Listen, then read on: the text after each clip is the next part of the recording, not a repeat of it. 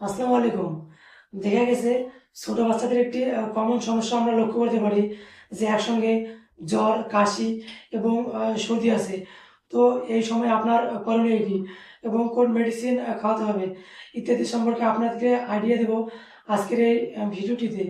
তো চলুন direct medicine সম্পর্কে আলোচনা করা যাক।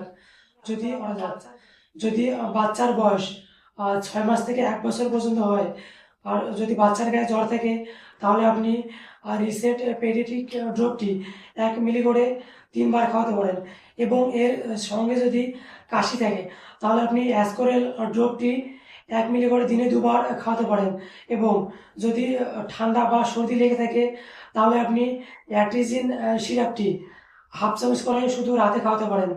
যেহেতু যে কোনো মেডিসিনের ডোজ ওজনের উপর নির্ণয় করে দেওয়া হয়, তাই ডোজ একটু কম বেশি হতে পারে।